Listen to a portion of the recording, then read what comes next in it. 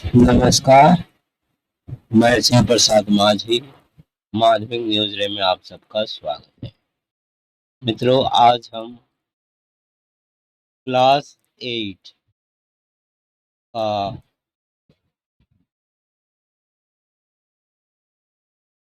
अक्टूबर 2021 Hindi subject MCQ adaptation package करेंगे। तो चलिए शुरुआत करते हैं। भाग 1। नीचे दिए गए गद्यांश को ध्यान से पढ़िए। मुझे लग रहा है आप लोग को दिखाई नहीं दे रहा होगा क्योंकि धुंधला है। मुझे ही इसी तरह दिखाई दे रहा है, पर जिस विद्यार्थी ने भेजा है बेचारा जैसा हुआ उन्होंने भेजा है। आप लोग अपना प्रश्न पत्र देखकर कर सकते हैं। चलिए शुरुआत करते हैं। वैसे आप भी अपना चाहे तो 7980445440 पर व्हाट्सएप कर सकते हैं क्वेश्चन पेपर को, और स्कूल का नाम भी लिख कर भेजिएगा, कोई भी क्वेश्चन पेपर। और दूसरा चीज, जब आप दोबारा पूछते हैं कमेंट करके कि मेरा प्रश्न पत्र हुआ कि नहीं, तो प्लीज वहां पर भी स्कूल का नाम जरूर लिख दीजिएगा, नाम और क्लास, कि इस स्कूल का क्लास 8 का हुआ कि नहीं। इस तरह से पूछेंगे आप तो मैं कमेंट में जवाब दे पाऊंगा। और ये मैं व्हाट्सएप में जो आप भेजते हैं वहाँ से मैं डेस्क लैपटॉप में लेकर बनाता हूँ, तो हो सकता है कुछ कुछ जो मोबाइल पर ही रह जाता है, वहाँ से यहाँ नहीं ला पाते हैं। तो अगर आप याद दिला दे छूट रहा होगा तो मैं फिर से जाकर वहाँ से इसको लाकर कर दूंगा। या फिर बहुत सारा क्वेश्चन पेपर मेरे पास है, एक एक करके कर रहा हूँ, और आपका कमेंट आने पर मैं आप पर ध्यान देकर उससे पहले बोलूँगा, वो लोग कर देंगे और मैं आपको बता दूँगा। तो स्कूल का नाम के साथ क्वेश्चन पेपर क्लास का नाम भी लिखें, ठीक है। तो चलिए शुरुआत करते हैं। हाँ, यही तो मैं जो बोल रहा था। दोबारा जब आप पूछेंगे तो स्कूल का नाम और क्लास के साथ पूछेंगे कि क्वेश्चन पेपर हुआ कि नहीं। हो गया। तो 7980044540 इस व्हाट्सएप नंबर को लिख लीजिएगा और इस पर आप भेज सकते हैं कोई भी प्रश्न पत्र। तभी हम कर रहे हैं हिंदी क्लास 8, ठीक है। एडेप्टेशन पैकेज है। हालांकि ये जो भेजा गया था मुझे Shri Mandhuri high school MCQ class 8 से भेजा गया है। और ये जो बहुविकल्पीय प्रश्न है ये मुझे लग रहा है सभी स्कूलों में आएगा ही, ठीक है। ये सबके लिए ही है। तो मैं धन्यवाद देता हूँ श्री मानधारी हाई स्कूल उस विद्यार्थी को जिन्होंने भेजा है। हालांकि प्रश्न पत्र साफ साफ दिखाई नहीं दे रहा है, और मैं गुजारिश करूंगा, आग्रह रखूंगा कि आपके से जब भेजे तो थोड़ा साफ साफ। चलिए। संसार में शांति व्यवस्था और सद्भावना के प्रसार के लिए खुद ईसा मसीह, मोहम्मद चैतन्य, नानक आदि महापुरुषों ने धर्म के माध्यम से मनुष्य को परम कल्याण के पथ का निर्देश दिया, किंतु बाद में यही धर्म मनुष्य के हाथ में एक अस्त्र बन गया। धर्म के नाम पर पृथ्वी पर जितना रक्तपात हुआ उतना और किसी कारण से नहीं, पर धीरे धीरे मनुष्य अपनी सुबुद्धि से धर्म के कारण होने वाले अनर्थ को समझने लग गया है। भौगोलिक सीमा और धार्मिक विश्वास जनित भेदभाव अब धरती से मिटन मिटते मिटते जा रहे हैं।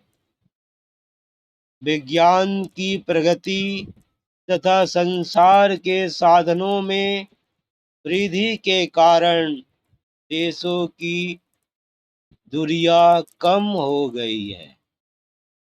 इसके कारण मानव मानव में घृणा, ईर्ष्या, वैमनस्य, कटुता में कमी नहीं आई। मानवीय मूल्यों के महत्व के प्रति जागरूकता उत्पन्न करने का एकमात्र साधन है शिक्षा का व्यापक प्रसार। प्रसार ये अनुच्छेद है जो हमने पढ़ा। थोड़ा कठिनाई हुआ लेकिन ठीक है, हो गया। आते हैं, नीचे दिए गए प्रश्नों के सही उत्तर को गोल कीजिए। पहला प्रश्न है, मनुष्य अधर्म के कारण होने वाले अनर्थ को कैसे समझने लगा है? एक, संतों के अनुभव से। दो, वर्ण भेद से। तीन,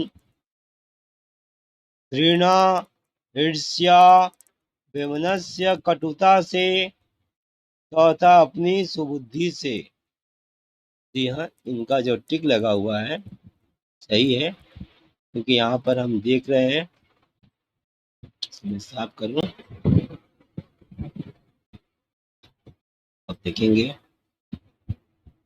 देखिए, पर धीरे धीरे मनुष्य अपनी सुबुद्धि से धर्म के कारण होने वाले अनर्थ को समझने लगा है। अपनी सुबुद्धि से। हो गया। गोल करने के लिए कहा गया है, तो नीचे दिए गए प्रश्नों को उत्तर को गोल कीजिए। गोल टिक नहीं करेंगे, गोल करेंगे। यहाँ पर हम प्रश्न पत्र को गोल कर दें या फिर पूरा को ही गोल कर दें। पूछ लीजिएगा सर जी से कि ऐसे पूरा गोल करना है कि सिर्फ प्रश्न नंबर को गोल करना है। फिलहाल मैं प्रश्न नंबर को गोल कर रहा हूँ ताकि आपको दिखाई भी दे। हो गया अपने से। अब हम आते हैं दूसरा प्रश्न पर। हम इस गोल को हटा दें यहाँ से।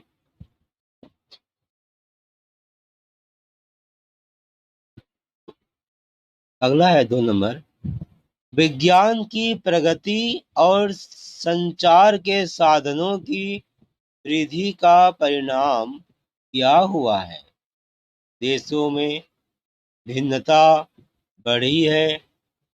देशों में वैमनस्यता बढ़ी है। देशों की दूरियां कम हुई है। देशों में विदेशी व्यापार बढ़ा है। देशों की दूरियां कम हुई है। विज्ञान की प्रगति और संचार के साधनों की वृद्धि का परिणाम क्या हुआ है? तो उत्तर सही है, मैं आपको दिखाऊं। यहाँ पे देखिए, विज्ञान की प्रगति तथा संचार के साधनों में वृद्धि के कारण देशों की दूरियां कम हो गई है। तो ठीक है, इनका उत्तर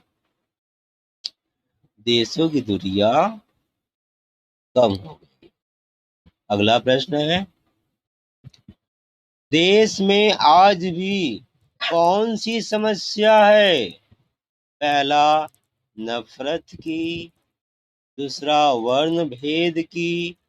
तीसरा, सांप्रदायिकता की। चौथा, अमीरी गरीबी की। देश में आज भी कौन सी समस्या है? तो देखते हैं पाठ के हिसाब से कौन सी समस्या दिया हुआ है। देखिए, यहाँ पर है इसके, देख रहे हैं, इसके कारण मानव मानव में घृणा, ईर्ष्या, वैमनस्य, कटुता में कमी नहीं आई। कमी नहीं आई का मतलब क्या हुआ मित्रों? अभी भी है ना। तो यहाँ पर देखिए, इन चारों में से, या चार में कहूँ, तो घृणा, ईर्ष्या, वैमनस्य, कटुता, ये जो है इसमें से अभी भी यहाँ पर है, यहाँ देश में आज भी कौन सी समस्या है? नफरत, वर्ण भेद, सांप्रदायिकता और अमीरी गरीबी। घृणा वर्ड है ना, घृणा शब्द, तो नफरत का पर्यायवाची शब्द है। तो नफरत की समस्या आज भी है, हम यहाँ घृणा से ले लेंगे नफरत। ठीक है, आगे बढ़ते हैं। किस कारण से देश में मानव के बीच घृणा, ईर्ष्या, वैमनस्यता एवं कटुता में कमी नहीं आई है? नफरत से, सांप्रदायिकता से, अमीरी गरीबी के कारण, वर्ण भेद के कारण। तो किस कारण से देश में मानव के बीच अभी भी ये बुरे भाव नहीं खत्म हुए हैं? यहाँ पर आप मैं साफ कर दूं, देखिए इसके कारण, तो यहाँ उसके ऊपर जाए थोड़ा सा हम। हो, विज्ञान की प्रगति तथा संचार के साधनों में वृद्धि कारण देश की दूरियां कम हो गई है। इसके कारण मानव में घृणा, ईर्ष्या, विनम्र, कटुता में कमी नहीं आई। मान इसके कारण बोला जा रहा है। ऊपर आते हैं। भौगोलिक सीमा और धार्मिक विश्वास जनित भेदभाव अब धरती से मिटते जा रहे हैं। यहाँ पर सीमा, भौगोलिक सीमा और धार्मिक विश्वास जनित भेदभाव, धार्मिक विश्वास जनित भेदभाव अब धरती से मिटते जा रहे हैं। विज्ञान की प्रगति तथा संचार के साधनों में वृद्धि के कारण देशों की दूरियां कम हो रही है। ये जो भौगोलिक सीमा है ये तो कम हो रहा है, इसके कारण विज्ञान की प्रगति तथा संचार के माध्यम में, ठीक है, दूरियां कम हो रही है। इसके कारण मानव में घृणा, ईर्ष्या, वैमनस्य, कटुता में कमी नहीं आई है।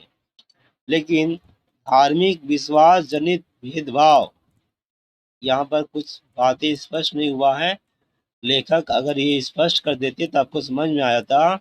यहाँ इसके मतलब धार्मिक विश्वास जनित भेदभाव के कारण मानव में घृणा, ईर्ष्या, वैमनस्य, कटुता में कमी नहीं आई है। धार्मिक विश्वास जनित भेदभाव, ठीक है, क्योंकि भौगोलिक सीमा तो कम हो गया है।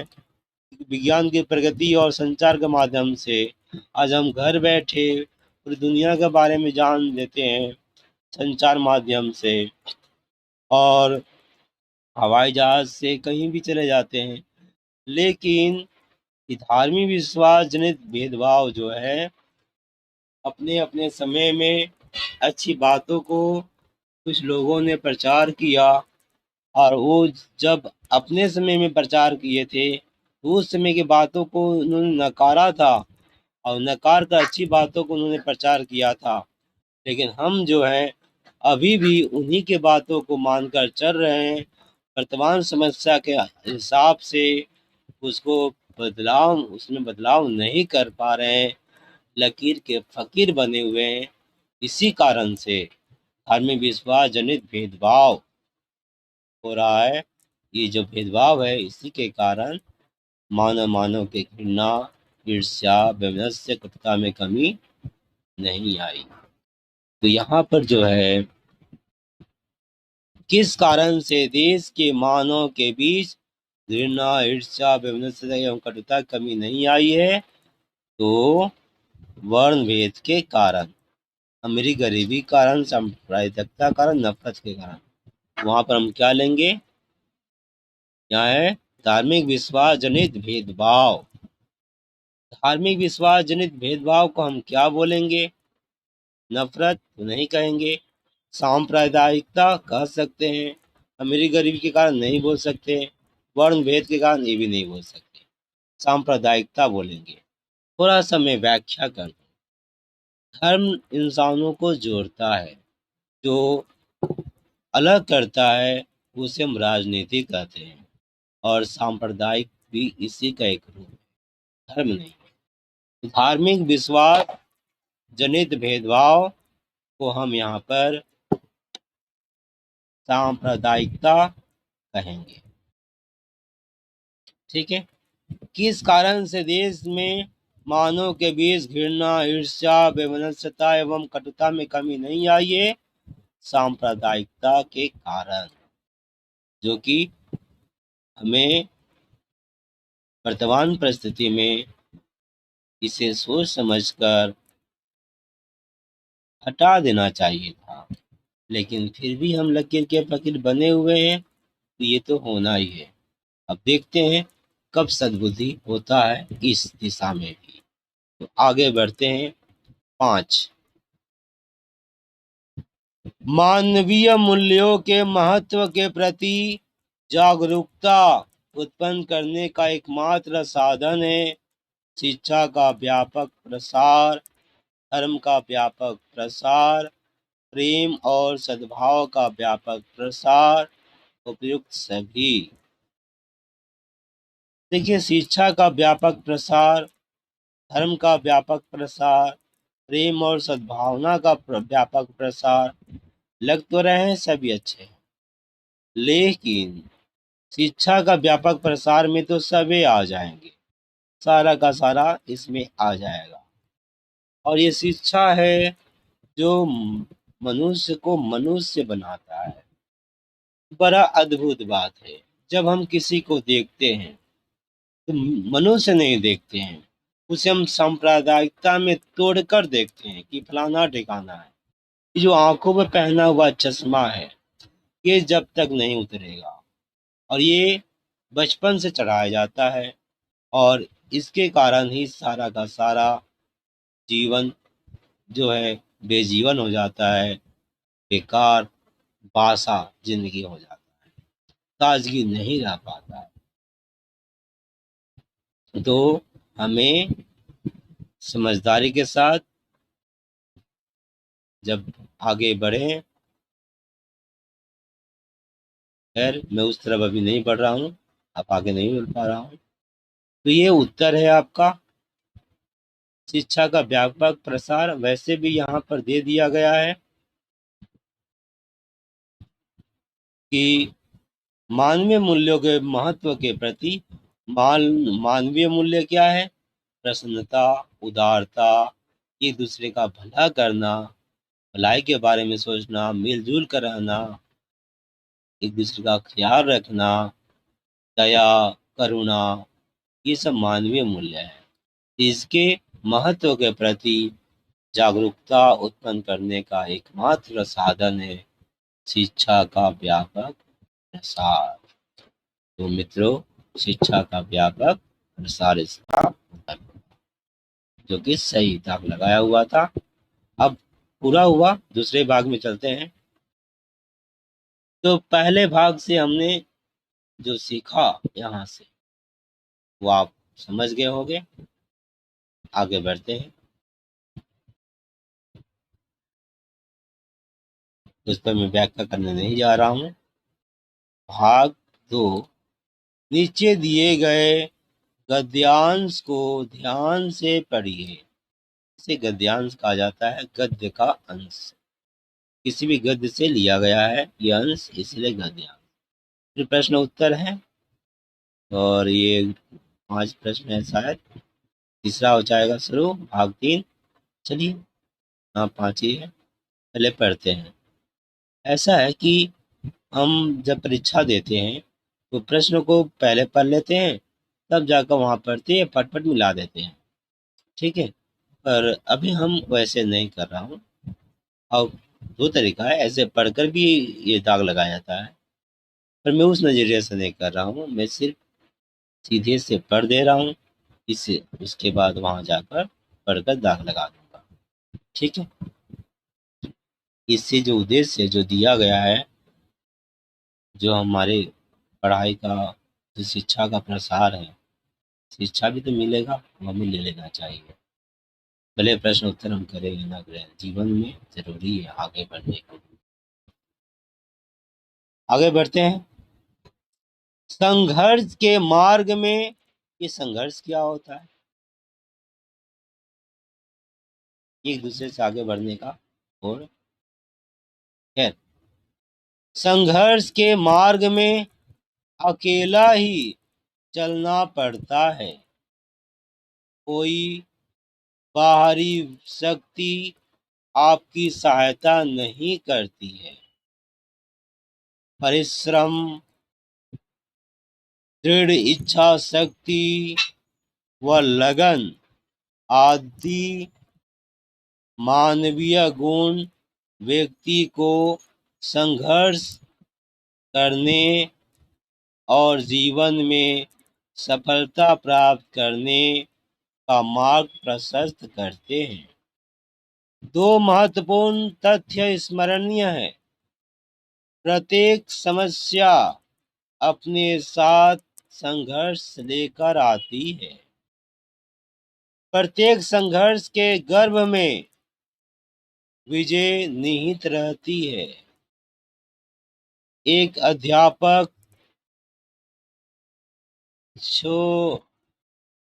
छोड़ने वाले अपने छात्रों को यह संदेश दिया था, तुम्हें जीवन में सफल होने के लिए समस्याओं से संघर्ष करने को अभ्यास करना होगा। हम कोई भी कार्य करें, सर्वोच्च शिखर पर पहुंचने का संकल्प लेकर चलें। सफलता हमें कभी निराश नहीं करेगी।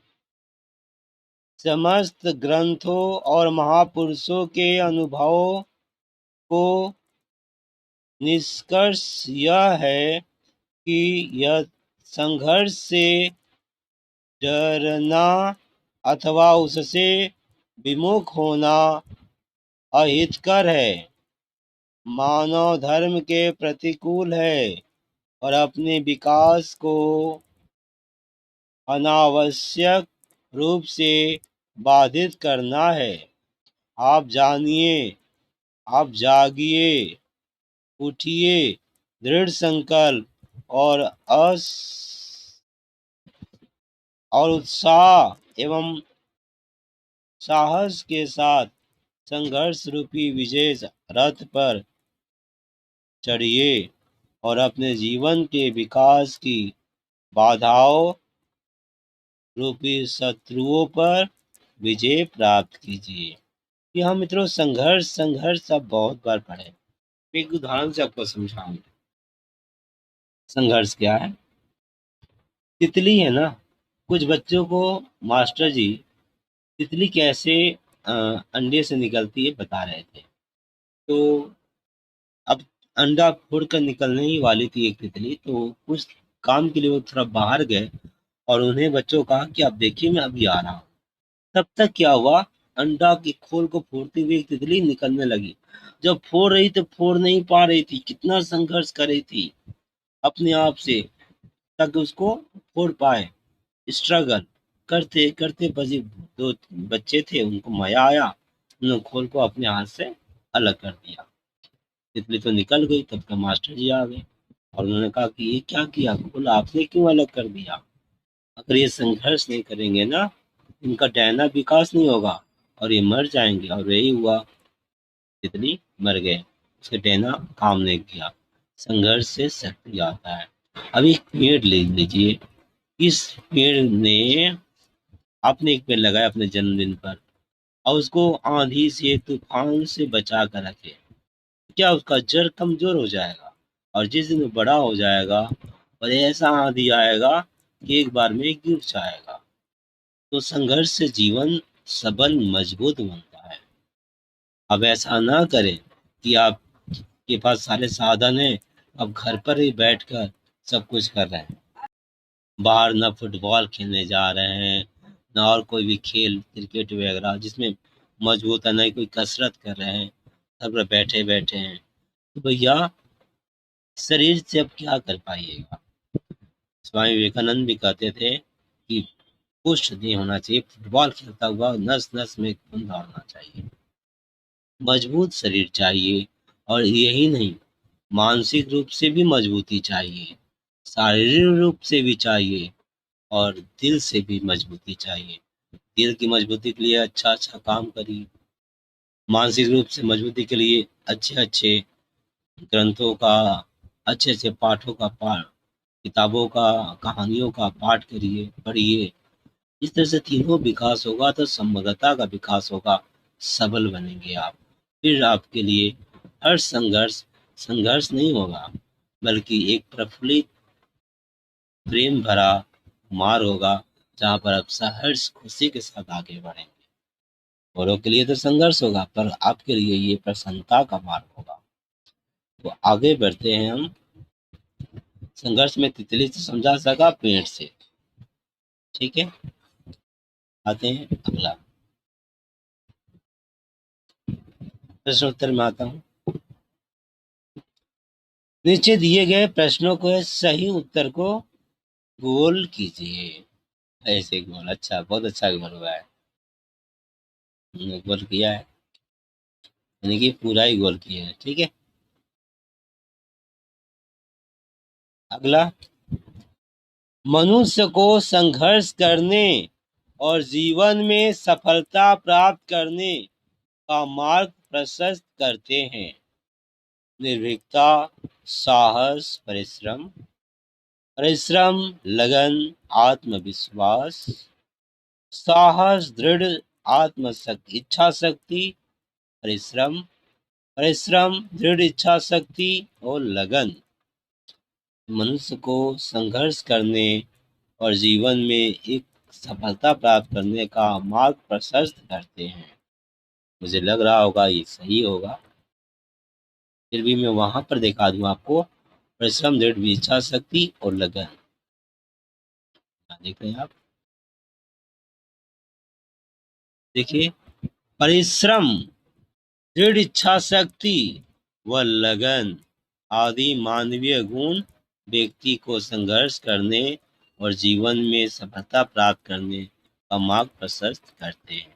आदि बोला है मैंने, इसके अलावे और भी है, पर यहाँ जो दिया हुआ है, परिश्रम मतलब पसीना बहाना, मेहनत करना, दृढ़ इच्छा शक्ति, ठान लेना, संकल्प बोलते हैं हम, किसी भी चीज को जब ठान लेते हैं एक बार, तो उसे पूरा करके ही छोड़ते हैं, ठान लेना। और लगन, बस मैं तब तक जुटा रहूंगा जब तक कि मैं सफल ना हो जाऊं, तो इसको लगन कहते हैं। एक काम में लगे रहना, मैं हल्का सा प्रकाश डालूं। संकल्प क्या होता है? एक बार ठान लिए, बस करना है। लेकिन यहाँ पर विकल्प भी आ जाता है। जैसे आपको घर बनाना है, तो आपने क्या किया, एक ईंटा रखा, फिर उस ईंटा को सुबह उतार दिया, फिर एक दिन रात को रखा, सुबह हटा दिया। घर बनेंगे नहीं। उसी तरह संकल्प, विकल्प, हम एक बार सोचते हैं कि हम पढ़ेंगे सुबह उठकर, फिर सुबह उठते समय रहने दीजिए, क्या पढ़ेंगे, फिर नहीं पढ़ते। तो ऐसे ना आदमी कमजोर हो जाता है, इस रूप में मानसिक रूप से मजबूत, दिमाग से कमजोर हो जाएगा। इसीलिए एक बार जो ठान लेते हैं उसे पूरा करते हैं। मैं छोटा छोटा काम आपको बता रहा हूँ, आप ऐसे करिए, देखिए आपको एक अच्छा अनुभव होगा अपने अंदर शक्ति का। जब भी आप कोई पाठ पढ़ रहे हैं, तो पढ़ने से पहले आप समझ रहे हैं, मैं यहाँ से यहाँ जैसे पढ़ने जा रहा हूँ, तो पढ़ने से पहले आप ऐसे करें कि मैं यहाँ से यहाँ पूरा पढ़ूंगा, पढ़कर उठूंगा एक बार, ऐसा बोलकर फिर पढ़िए। वैसे भी आप पूरा पढ़ते हैं, अब बोल कर जब पढ़ेंगे पूरा, तो एक अंदर से खुशी का एहसास होगा। यही इसका विस्तार करते चले जाइए, मतलब कि आप ठाने, आप पूरा किए। समझ में आ गया? इसको तो इच्छा शक्ति, संकल्प। लगन तो मैंने बताया, उसी में लगा रहना जब तक पूरा नहीं होता काम। इसका मैं एक उदाहरण कहानी से बताऊं। परिश्रम तो सब में है, बिना हाथ पैर हिलाए कुछ होने वाला नहीं है। लगन क्या है? जैसे कि हाँ, एक कहानी हमने पढ़ा था कि बचपन में एक गुरुकुल थे, उसमें 5 बच्चे थे। अच्छा देखिए, आपको अगर कहानी वाला नहीं सुनना तो आगे बढ़कर आप पिक्चर देख लीजिएगा, ठीक है। 5 बच्चे थे, 5 विद्यार्थी थे। तो गुरुजी ने 5 विद्यार्थियों को एक महान एक आदमी ने दान किया था खेत, तो वहाँ पर कुआँ खोदने के लिए भेजे। तो जाइए आप पाँचों वहाँ पर एक कुआँ खोद कर आइए। तो गए पाँचों, सुबह का निकला हुए थे और दोपहर को आना था खाने के लिए खोद कर। पर एक जगह खोदे, थोड़ा दूर तक खोदे, 2 हाथ 3 हाथ पानी नहीं निकला। फिर दूसरा जगह खोदे, फिर तीसरा जगह खोदे। इस तरह से बेचारे शाम हो गया पर घर नहीं लौटे। ये सोचकर वह किस मुंह से लौटेंगे, गुरुजी को क्या मुंह दिखाएंगे, पानी तो निकलने से रहा। शाम को आखिर 6 बजा लगभग, शाम होने वाला था, रात होने वाली थी। इसलिए गुरुजी खुद आए और आकर दंग रह गए। शिष्यों से कहा, ये आपने क्या किया बच्चों, इतना जगह खोदे हो? बोले, गुरुजी पानी ही नहीं निकल रहा है इसीलिए। बोले, एक ही जगह प्रयास करते तो पानी निकलता। लगन तो चाहिए, पर क्या एक ही जगह पर लगन? आज की दुनिया में ना हमारे सामने बहुत सारे काम हैं, तो हम इस कुछ देर इसको करते अच्छा नहीं लगता, दूसरा करने लगते हैं। तो ऐसे तो करते चले जाएंगे तो कुछ भी पूरा नहीं होगा। एक को लेते हैं हाथ में और फिर उसे पूरा करते हैं। अक्सर देखिएगा जो पैसे वाले कुछ अमीर लोग जैसे होते हैं, वो अधिकतर कुछ अनपढ़ जैसे, मतलब ज्यादा पढ़े लिखे नहीं। वो बेचारों को क्या होता है, जब भी आसपास देखिए जो पैसे वाले हैं वो ज्यादा पढ़े लिखे नहीं है। अक्सर जो ज्यादा है, क्यों मैं बता रहा हूँ, इसलिए वो ज्यादा पढ़े लिखे हैं, वो हमारे जैसे प्रोफेसर बनकर बैठे हुए। इसका कारण सिर्फ यही है, बेचारे थोड़ा जानते हैं, कोई काम हाथ में लिए और उस काम को पूरा करते हैं, क्योंकि अब दूसरा काम वो कर नहीं पाएंगे, इसलिए उसी में करते हैं और उसमें देखिए फिर आगे बढ़ जाते हैं। अब एक माँ जो खाना पकाती है, उसके अलावा दूसरा काम वो नहीं जानती है, तो खाना कोई अच्छा से पकाती है। और जब वही अच्छा से पकाती है और देखो यूट्यूब वीडियो वगैरह पर आ जाते हैं तो कितने लाखों सब्सक्राइबर हो जाते हैं। और आप मेरा सब्सक्राइब क्यों नहीं करते हैं आप लोग? अच्छा, ठीक है। तो इस तरह से एक चीज को हाथ में लेना, उसे पूरा करना, ये लगन होता है। बिना लगन का ना आदमी आगे नहीं बढ़ता है। कुछ इसको किए, कुछ उसको किए, कुछ नहीं हो पाएगा। एक को लेते हैं, उसको पूरा करते हैं संकल्प के साथ, लगन के साथ जुटे रहना उसमें। ये जो है परिश्रम, दृढ़ इच्छा शक्ति और लगन, ये 3 गुण बताए गए हैं। मानवीय गुण व्यक्ति को संघर्ष करने और जीवन में सफलता प्राप्त करने का मार्ग प्रशस्त करते हैं। एक हो गया। आगे हैं आगे।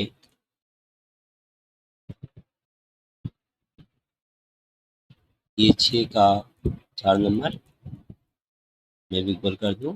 ये हो गया। आगे ये मैं गोल नहीं करूंगा क्योंकि गोल समझ लीजिए है, मैं खाली क्वेश्चन में कर दे रहा हूँ, ढक जा रहा है। 7 नंबर, प्रत्येक समस्या अपने साथ लेकर आती है संघर्ष, कठिनाइयाँ, चुनौतियाँ, सुखद परिणाम। क्या लेकर आती है? संघर्ष, कठिनाइयाँ, चुनौतियाँ और सुखद परिणाम। देखते हैं, उन्होंने संघर्ष में दाग लगाया है, कहाँ पर है? ये रहा। प्रत्येक समस्या अपने साथ संघर्ष लेकर आती है, प्रत्येक संघर्ष के गर्भ में विजय निहित रहती है। तो संघर्ष लेकर आती है, इसलिए इनका भी उत्तर हो गया। आते हैं आगे। समस्त संग्रंथों और अनुभवों का निष्कर्ष है, संघर्ष से डरना या विमुख होना अहितकर है, मानव धर्म के प्रतिकूल है, अपने विकास को बाधित करना करना है। उपयुक्त सभी। तो देखते हैं, समस्त ग्रंथों और अनुभवों का निष्कर्ष है।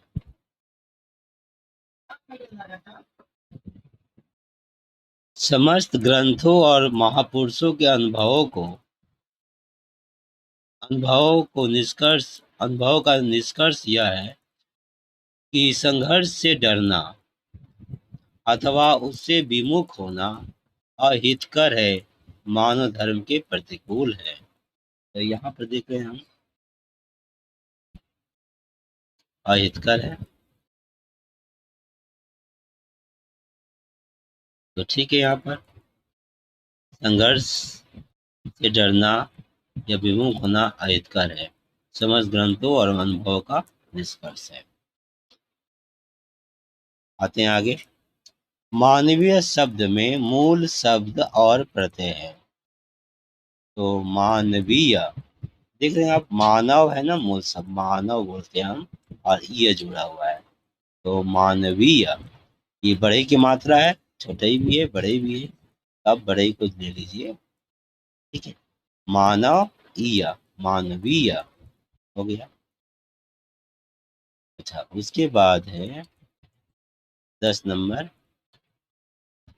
संघर्ष रूपी विजय। अरे क्या है, ग्रंथ पर नहीं, रथ पर। संघर्ष रूपी विजय रथ पर चढ़ने के लिए आवश्यक है दृढ़ संकल्प, निडरता और धैर्य। दृढ़ संकल्प, उत्साह और साहस। दृढ़ संकल्प, आत्मविश्वास और साहस। दृढ़ संकल्प, उत्तम चरित्र एवं साहस। दृढ़ संकल्प, उत्साह एवं साहस क्या लगा हुआ है, संघर्ष में विजय रथ पर चढ़ने के लिए आवश्यक है। देखते हैं वही सही होगा, पर कहाँ पर है मैं आपको दिखा दूं एक बार।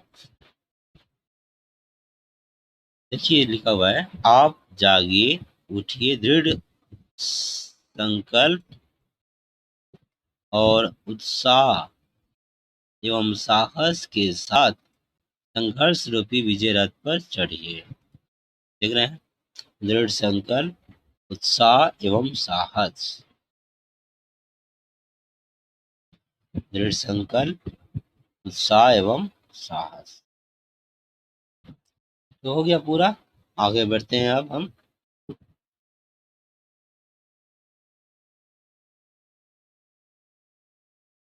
यहाँ पर भी 5 प्रश्न दिए हुए हैं। भाग 3, नीचे दिए गए गद्यांश को ध्यान से पढ़िए। तो बड़ा कर सकते हैं हम। ठीक। कार्य का महत्व और उसकी सुंदरता उसके समय पर संपादित किए जाने पर ही है। अत्यंत सुघड़ता से किया हुआ कार्य भी यदि आवश्यकता के पूर्व न पूरा हो सके तो उसका किया जाना निष्फल ही होगा। चिड़ियों द्वारा खेत चुग लिए जाने पर यदि रखवाला उसकी सुरक्षा की व्यवस्था करे तो सर्वत्र उपहास का पात्र ही बनेगा। उसके देर से किए गए उद्यम का कोई मूल्य नहीं होगा। श्रम का गौरव तभी है जब उसका लाभ किसी को मिल सके। इसी कारण यदि बादलों द्वारा बरसाया गया जल कृषक की फसल को फलने फूलने में मदद नहीं कर सकता तो उसका बरसना व्यर्थ ही है। अवसर का सदुपयोग न करने वाले व्यक्ति को इसी कारण पश्चाताप करना पड़ता है। आते हैं, जीवन में समय का महत्व क्यों है? समय काम के लिए प्रेरणा देता है। समय की परवाह लोग नहीं करते। समय पर किया गया काम सफल होता है। समय बड़ा ही बलवान है। जीवन में समय का महत्व क्यों है, हम इसे ले लेंगे। समय पर किया गया काम सफल होता है। खेत का रखवाला उपहास का पात्र क्यों बनता है? खेत में पौधे नहीं उगते। समय पर खेत की रखवाली नहीं करता। चिड़ियों का इंतजार करता रहता है। खेत पर मौजूद नहीं रहता। तो ये हुआ दूसरा, समय पर खेत की रखवाली नहीं करता। तीसरा प्रश्न है, चिड़ियों द्वारा खेत चुग लिए जाने पर यदि रखवाला उसकी सुरक्षा की व्यवस्था करे तो सर्वत्र उपहास का पात्र ही बनेगा। इस पदबंध का प्रकार होगा संज्ञा, सर्वनाम, क्रिया, क्रिया विशेषण। पदबंध का प्रकार होगा, चिड़ियों द्वारा खेत चुग लिए जाने पर यदि रखवाला उसकी सुरक्षा की व्यवस्था करे तो सर्वत्र उपहास का पात्र ही बनेगा। इस बंद पदबंध का प्रकार होगा, ये मुझे समझ में नहीं आ रहा है, तो मैं आपसे आग्रह करूंगा कि आप लोग कृपया सिर्फ इस प्रश्न के लिए अपने सर जी से, मैम से पूछ लीजिए और उसके बाद कमेंट करके मुझे ज़रूर बताइए कि होता क्या है ये। इसका उत्तर इस पदबंध का प्रकार होगा संज्ञा, सर्वनाम, क्रिया, क्रिया विशेषण। तो ये हम जानते हैं किसी नाम को संज्ञा कहते हैं। नाम के बदले में आप प्रयोग करने वाले शब्द को सर्वनाम कहते हैं। होने को जिस शब्द द्वारा होना या करना पाया जाए उसे क्रिया कहते हैं। क्रिया की विशेषता बताने वाले को क्रिया विशेषण कहते हैं। इस पद बने क्या होता है, शब्दों को जब वाक्यों में प्रयोग करते हैं तो उसे पद कहते हैं। पदबंध मतलब एक साथ पूरा ही पदों का बनना प्रकार होगा, किस प्रकार का है? चिड़ियों द्वारा खेत चुग लिए जाने पर यदि रखवाला उसकी सुरक्षा की व्यवस्था करे तो शब्द उपहास का पात्र ही बनेगा। संज्ञा, सर्वनाम, क्रिया, क्रिया विशेषण। मुझे पता नहीं, पर फिर भी अंदाज बोलते हैं ना, अंदाज कुछ करिए, कुछ भी है तो मेरी तरफ से ये अंदाज है, पर अंदाज है। हाँ, मुझे पता नहीं इसका उत्तर क्या होगा और इसीलिए मैं आपसे मांग रहा हूँ उत्तर। कृपया मुझे इसका जवाब जरूर दें अपने सर जी से बात करके। ठीक है, आते हैं।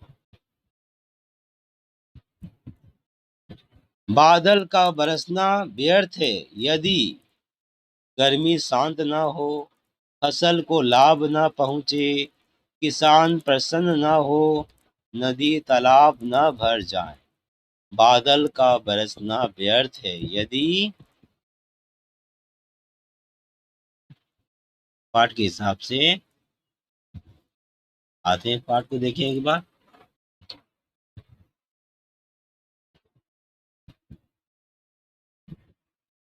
देखिए, जब उसके देर से किए गए उद्यम का कोई मूल्य नहीं होगा। श्रम का गौरव तभी है जब उसका लाभ किसी को मिल सके। इसी कारण यदि बादलों द्वारा बरसाया गया जल कृषक की फसल को फलने फूलने में मदद नहीं कर सकता तो उसका बरसना व्यर्थ ही है। तो फसल है फलने फूलने में, यहाँ पर आएंगे हम, फसल को लाभ न पहुंचे। बादल का बरसना व्यर्थ है यदि फसल को लाभ न पहुंचे। ठीक है, आगे है, गद्यांश का मुख्य भाव क्या है?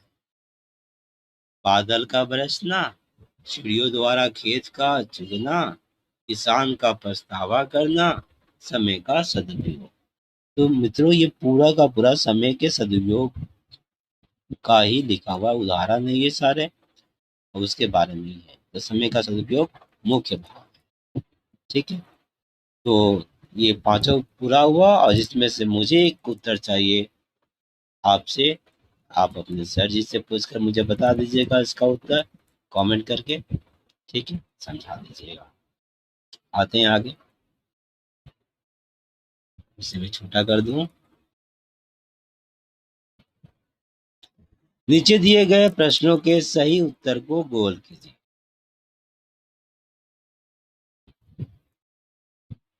यहाँ कितना प्रश्न है वो भी देख लेते हैं हम।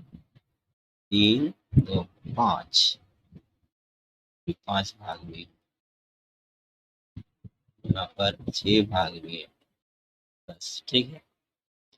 देखिएगा कितना थोड़ा तेज करना है कि आस्ते करना है। आप वीडियो को आगे बढ़ा कर उत्तर लिखना है तो लिख लीजिएगा।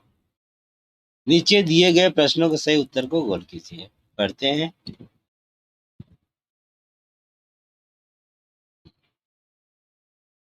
मानव जाति को अन्य जीवधारियों से अलग करके महत्व प्रदान करने वाला जो एकमात्र गुरु है, वह है उसकी विचार शक्ति। मनुष्य के पास बुद्धि है, विवेक है, तर्क शक्ति है, अर्थात उसके पास विचारों की अमूल्य पूंजी है। मैं यहाँ पर आपको बता दूं, विवेक और बुद्धि में जरा सा फर्क।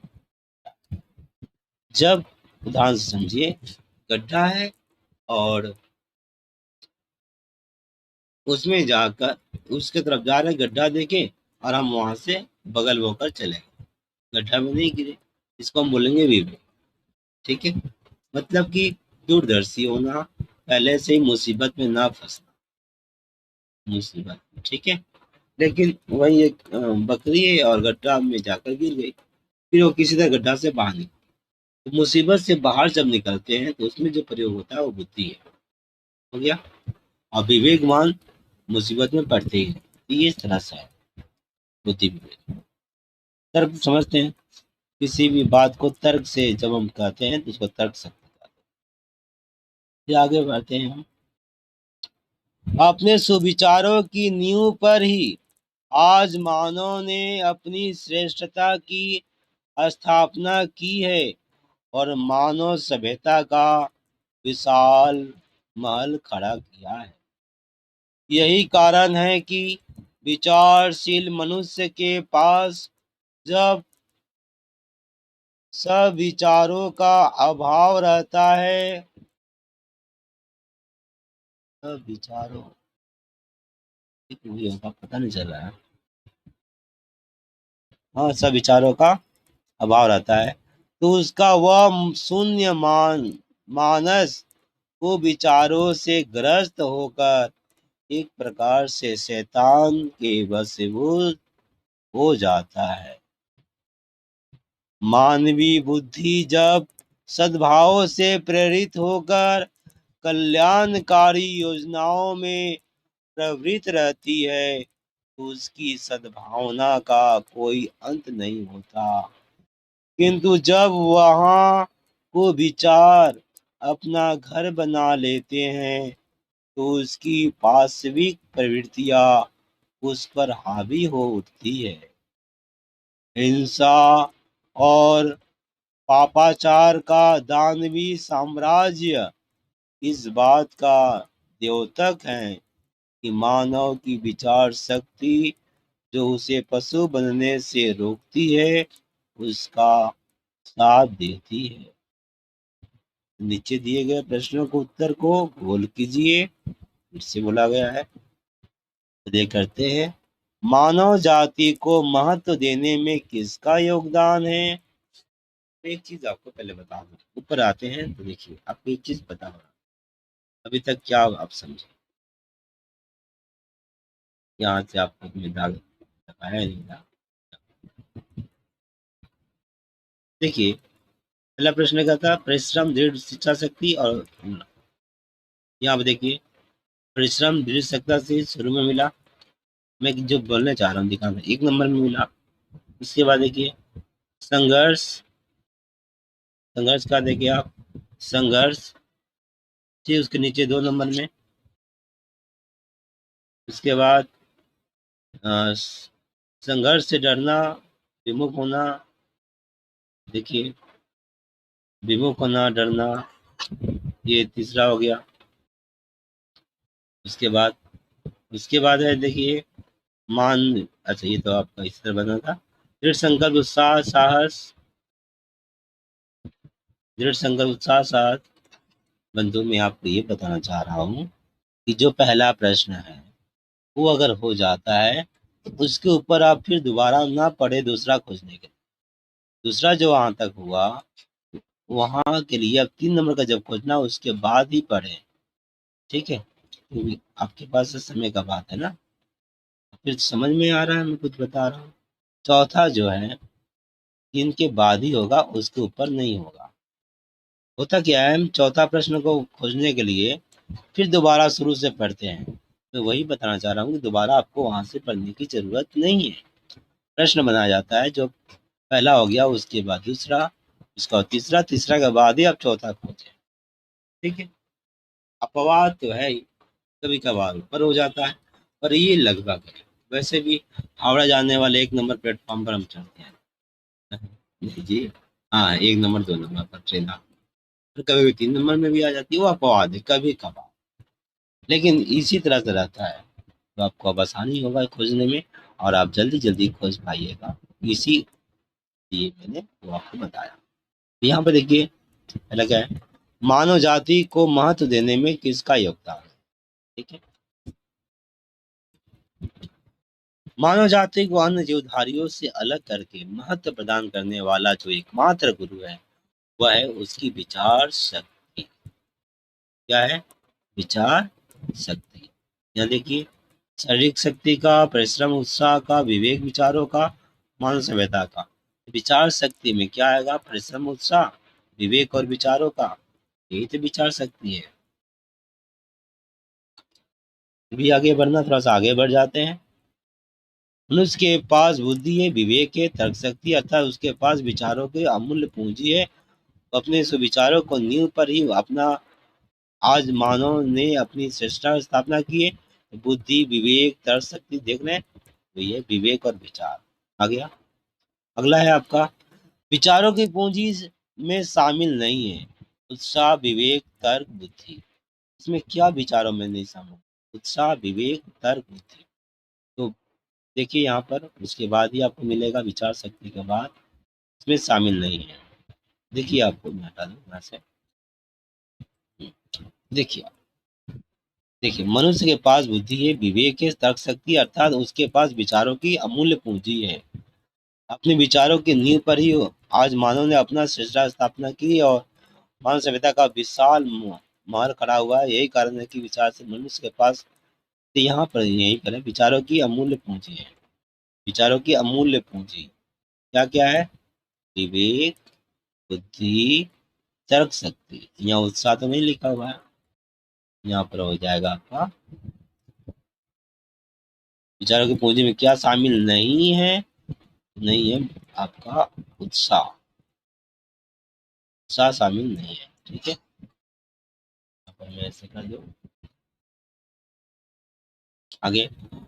मानव में पाश्विक प्रवृत्तियां क्यों जागृत होती है, कुबुद्धि कारण, उस असत्य बोलने के कारण, कुविचारों के कारण और स्वार्थ के कारण।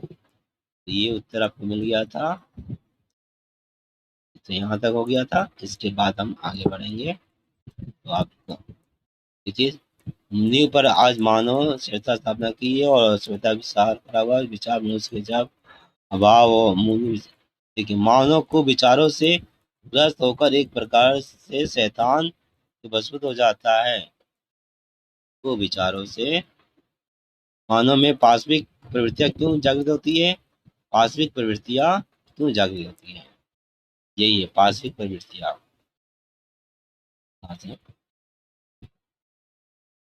तो विचार से ग्रस्त होकर एक प्रकार से शैतान के वशीभूत हो जाता है, तो ये पाश्विक प्रवृत्तियां है को विचारों से ग्रस्त होकर, ठीक है। तीसरा हम आ जाएंगे कुविधि के कारण, असत्य बोलने के कारण, कुविचारों के कारण। कुविचारों के कारण आते हैं 19 नंबर। मनुष्य के पास बुद्धि है, विवेक है, तर्क शक्ति है। रचना की दृष्टि से उपयुक्त वाक्य हैं, चाहे सरल, संयुक्त, मिश्र, जटिल। मनुष्य के पास बुद्धि है, विवेक है, तर्क शक्ति है। देख रहे हैं, बुद्धि है, विवेक है, तर्क शक्ति है। तो क्रिया बहुत बार आया है ना। तीन क्रिया है। सरल वाक्य में एक ही क्रिया होता है और एक सब्जेक्ट होता है, मतलब कर्ता होता है। मनुष्य के पास बुद्धि है, ये बुद्धि। यहाँ पर देखिए सब्जेक्ट, फिर एक हुआ, फिर क्रिया, फिर एक क्रिया। तो सरल वाक्य तो है, पर तीन तीन सरल वाक्य है। तो संयुक्त वाक्य, मिश्र वाक्य, जटिल वाक्य। संयुक्त वाक्य में जोड़ा जाता है। मिश्र वाक्य में बहुत सारे वाक्यों को एक साथ जब हम बोलते हैं तो उसको मिश्र वाक्य लेते हैं। और जटिल वाक्य में तो, पर, किंतु, परंतु सब रहता है। और ये जो है मैं आपको बता रहा हूँ, संयुक्त वाक्य में क्या होता है, और, लेकिन। इससे जब हम वाक्य दो को जोड़ते हैं तो हम सरल संयुक्त वाक्य बोलते हैं। मिश्र वाक्य, जटिल वाक्य। जटिल वाक्य क्या होता है, जब हम जैसा वैसा कि, इस तरह से वो कहता है कि मैं जा रहा हूँ, जटिल वाक्य में लेते हैं। ठीक है, सरल वाक्य में एक वाक्य होता है, जैसे कि बुद्धि है, विवेक है, सरल हो जाएगा।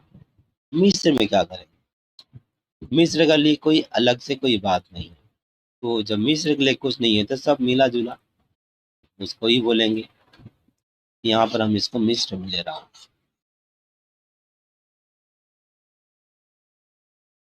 मिश्र वाक्य। मनुष्य के पास बुद्धि है, विवेक है, तर्क शक्ति है। रचना की दृष्टि से उपयुक्त वाक्य है। रचना की दृष्टि से, रचना की दृष्टि से वाक्य चार प्रकार के होते हैं, सरल, संयुक्त और जटिल। मिश्र को हम इसमें नहीं रखते, या मिश्र और जटिल दोनों को हम एक ही कैटेगरी में लेते हैं, मतलब एक ही साथ। हाँ, तो हम कहें तो सरल, संयुक्त, मिश्र। यहाँ पर हम अगर एक ही जैसा सरल और जटिल को ले रहे हैं, जटिल और मिश्र को, तो ये होगा बुद्धि, विवेक, तर्क शक्ति है, इसको हम सरल वाक्य। इस दृष्टिकोण से देखिए, रचना के दृष्टिकोण से वाक्य तीन प्रकार के होते हैं, और अर्थ के दृष्टिकोण से वाक्य पांच प्रकार के। रचना दृष्टिकोण से वाक्य जो तीन प्रकार के होते हैं, सरल, संयुक्त और जटिल या मिश्र, दोनों एक ही को बोलते हैं। तो इस हिसाब से ये आपका सरल वाक्य है। मनुष्य के पास बुद्धि है, विवेक है, तर्क शक्ति है। कोमा कोमा करके वाक्य हुआ है, तो ये तो पूरा ही वाक्य हुआ। मनुष्य के पास बुद्धि एक वाक्य हो, विवेक दूसरा, तर्क शक्ति है, तीनों एक वाक्य नहीं है, सब अलग अलग वाक्य है। और अगर कोमा देकर लिखा हुआ अलग अलग वाक्य, तो इसको हम बोलेंगे सरल वाक्य। फिर भी आप देख समझ रहे हैं कि मैं इस प्रश्न को लेकर असमंजस में हूँ।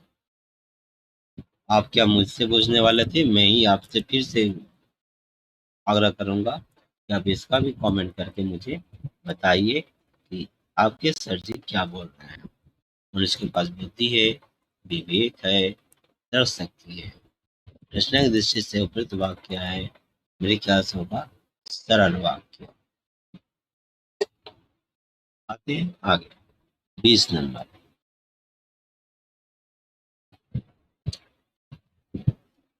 गद्यांश का उपयुक्त शीर्षक हो सकता है मनुष्य का गुरु, विवेक शक्ति, दानवी शक्ति, पाशविक प्रवृत्ति। मनुष्य का गुरु या विवेक शक्ति, इन दोनों में से कोई। ये दोनों तो नहीं लेंगे। तो मनुष्य का गुरु, विवेक शक्ति, एक आगे बढ़ते हैं और समझते हैं। अक्सर हम शीर्षक को, ये शीर्षक है ना, शीर्षक, हाँ, शीर्षक में नाम, कुछ ऊपर के शब्द भी देख लेते हैं, कभी कभी ऊपर के वाक्य और नीचे के, और पूरा, तीन तरीका से लिया जाता है। मानव जाति को अन्य जीवधारियों से अलग करके महत्व प्रदान करने वाला जो एकमात्र गुरु है वह उसकी विचार शक्ति। हम्म, नीचे में आते हैं। इंसाफ पापा दानी समाज इस बात का द्योतक है कि मानव की विचार शक्ति उसे पशु बनने से रोकती है, उसका साथ देती है। अब देखिए, उसका गुरु विवेक शक्ति।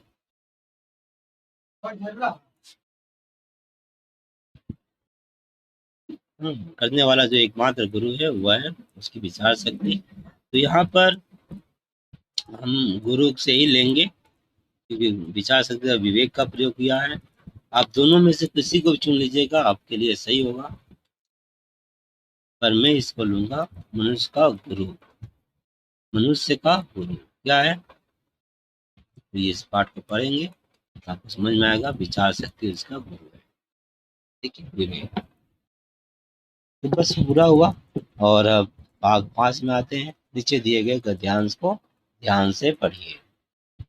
बातचीत करते समय हमें शब्दों के चयन पर विशेष ध्यान देना चाहिए, क्योंकि सम्मानजनक शब्द व्यक्ति को उदात्त एवं महान बनाते हैं। बातचीत को सुगम एवं प्रभावशाली बनाने के लिए सदैव प्रचलित भाषा का ही प्रयोग करना चाहिए। अत्यंत साहित्यिक एवं विशिष्ट भाषा के प्रयोग से कहीं ऐसा न हो कि हमारा व्यक्तित्व चोट खा जाए। बातचीत में केवल विचारों का ही आदान प्रदान नहीं होता, बल्कि थोड़ा सा रुकिए, यहाँ से मैं आगे बढ़ता हूँ। मनुष्य के पास बुद्धि है, विवेक है, तर्क शक्ति है। तीन सरल वाक्य है।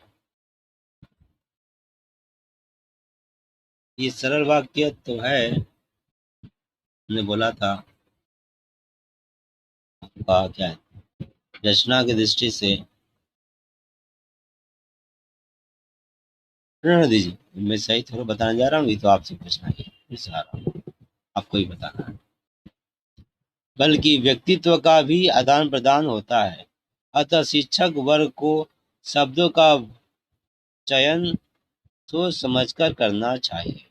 शिक्षक वास्तव में एक अच्छा अभिनेता होता है, जो अपने व्यक्तित्व, शैली, बोलचाल और हाव भाव से विद्यार्थियों का ध्यान अपनी ओर आकर्षित करता है और मन और उन पर अपनी छाप छोड़ता है। नीचे दिए गए प्रश्नों के सही उत्तर को गोल कीजिए। शिक्षक होता है। बातचीत करते समय हमें शब्दों के चयन पर विशेष ध्यान देना चाहिए। अच्छा, यहाँ पर ऑप्शन है, विकल्प है, राजनेता, साहित्यकार, अभिनेता, कवि। अभी अभी हमने देखा भैया, शिक्षक वास्तव में एक अच्छा अभिनेता होता है। अभिनेता। बातचीत में किस प्रकार की भाषा का प्रयोग करना चाहिए? अप्रचलित, प्रचलित, विशिष्ट, रहस्यमयी। अब देखिए, नीचे से ऊपर जा रहे हैं, ये उल्टा हो गया ना। अभी हमने बताया था कि ऊपर से नीचे आते हैं, है तो किस तरह के भाषा का प्रयोग करना चाहिए? देखिए, हमें बताने के लिए सदैव प्रचलित भाषा का ही प्रयोग करना चाहिए।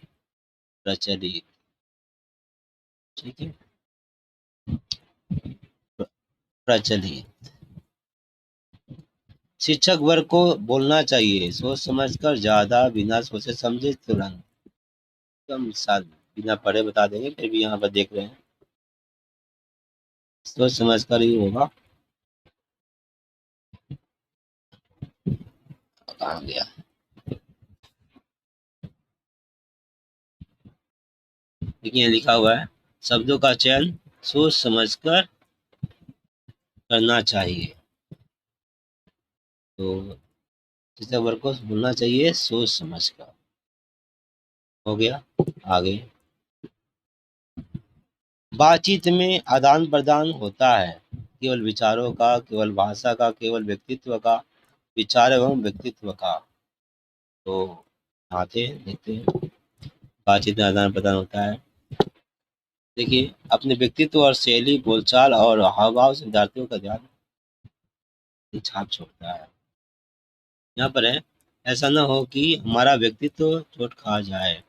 बातचीत के केवल विचारों का ही आदान प्रदान नहीं होता, बल्कि व्यक्तित्व का भी आदान प्रदान होता है। तो केवल विचारों का आदान प्रदान नहीं होता, व्यक्तित्व का भी आदान प्रदान होता है, यानी कि विचारों और व्यक्तित्व ये दोनों आ जाएंगे। बातचीत में आदान प्रदान होता है विचारों और व्यक्तित्व का। उपयुक्त गद्यांश का उचित शीर्षक है, फिर नाम देना है। बातचीत की कला, शब्दों का चयन, साहित्यिक भाषा, व्यक्तित्व का प्रभाव। जी, व्यक्तित्व का प्रभाव, शब्दों का चयन और बातचीत की कला भी हो सकता है। तो एक बार फिर से पढ़ते हैं।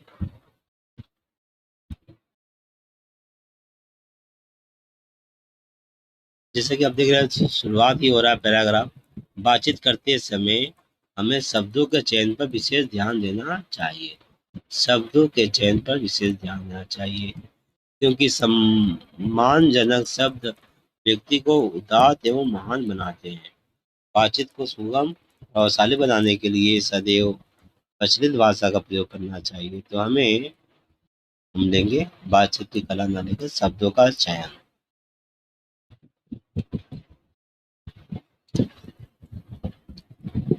ये लगभग सभी सही है, पर शब्दों का चयन, इस पर गंभीरता से ध्यान दिया गया है।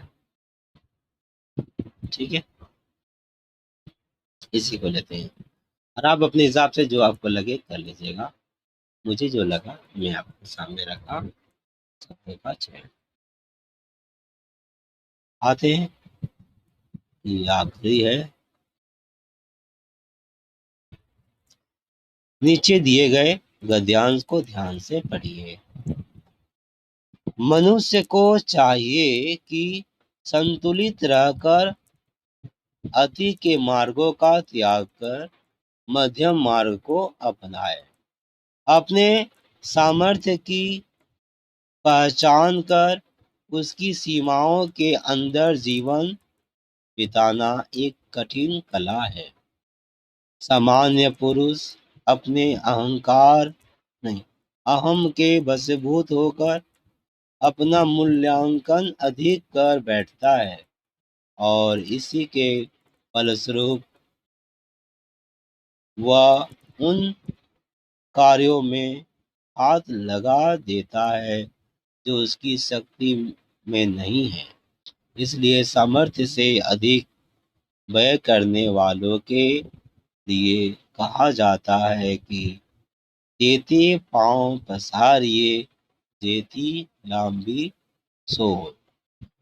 उन्हीं के लिए कहा गया है कि अपने सामर्थ्य को विचार कर उसके अनुरूप कार्य करना और व्यर्थ के विचारों दिखावे में समय को न भुला देना एक कठिन साधना तो अवश्य है, पर सबके लिए यही मार्ग अनुकरणीय है।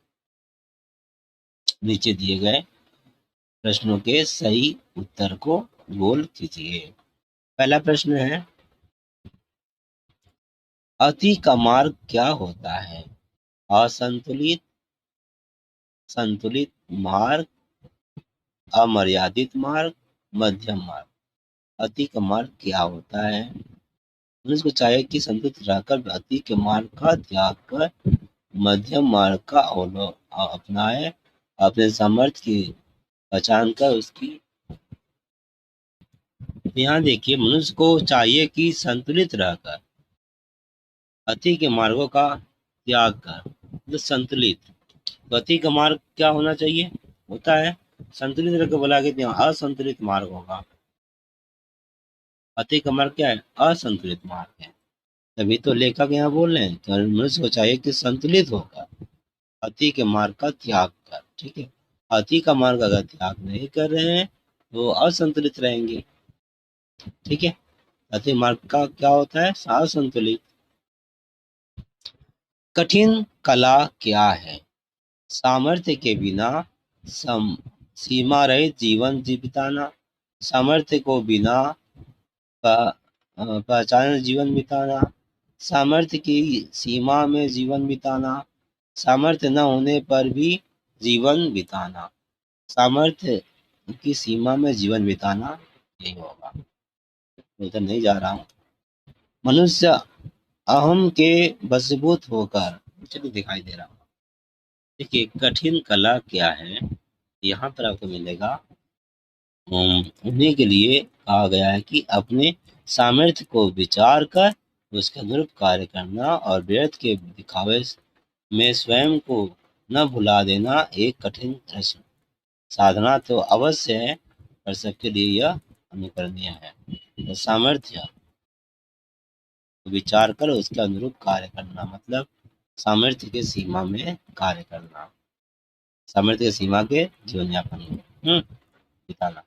मनुष्य अहम के वशीभूत होकर अपने को महत्वहीन समझ लेता है, किसी को महत्व देना छोड़ देता है, अपना सर्वस्व खो दे बैठता है, अपना अधिक मूल्यांकन कर बैठता है। मनुष्य का अहम के वशीभूत होकर, देखिए मनुष्य अहम के वशीभूत होकर अपना मूल्यांकन अधिक कर बैठता है। ये भी ऊपर से नीचे नहीं, ऊपर नीचे से मिला हुआ है। ऊपर वाला जो बताया थे यहाँ ऊपर से नीचे ऐसा नहीं है यहाँ पर। और क्लास 10 का जो होता है ना इंग्लिश का खोज के लिखने को, उसमें इसी तरह का होता है। एक ऊपर हो गया तो उसके नीचे ही मिलेगा सब। मनुष्य का हम के वशीभूत होकर अपने को महत्वहीन समझ लेता है, किसी को महत्व नहीं देना छोड़ देता है, अपना अधिक मूल्यांकन कर बैठता है। तेते पाव पसारिये जेती लंबी शोर का आशय है सामर्थ्य के अनुसार कार्य न करना, सामर्थ्य के अनुसार कार्य करना, व्यर्थ का दिखावा करना, आय से अधिक व्यय करना। तेते पाव से जेती लंबी शोर का आशय है सामर्थ्य के अनुसार कार्य करना। जितना तेती पसारी तेती, ठीक है, सामर्थ्य के अनुसार कार्य करना। प्रस्तुत गद्यांश का शीर्षक हो सकता है आय के अनुसार व्यय, दिखावे में जीवन बिताना, सामर्थ्य से अधिक व्यय करना, सामर्थ्य के अनुसार कार्य करना। प्रस्तुत गद्यांश का शीर्षक हो सकता है सामर्थ्य के अनुसार कार्य करना। इसके अंदर आय के अनुसार व्यय भी हो जाएगा। ये हुआ आपका। इसी के साथ क्लास 8 का आपका एडेप्टेशन पैकेज एमसीक्यू का पूरा हुआ, जिसमें मुझे जानना है आपसे 19 नंबर। ठीक है, ये आप मुझे मदद करिएगा, ये अनुग्रह है आपसे, यकीन है आप मुझे मदद करेंगे, बताएंगे और साथ ही ये बात। ठीक है, और नहीं भी होगा तो कोई बात नहीं, आप अपना कर लीजिएगा। बस इतना ही, अब मुझे इजाज़त दीजिए, फिर मिलते हैं आपके अगले प्रश्न का साथ जवाब भेजेंगे 7980044540। धन्यवाद।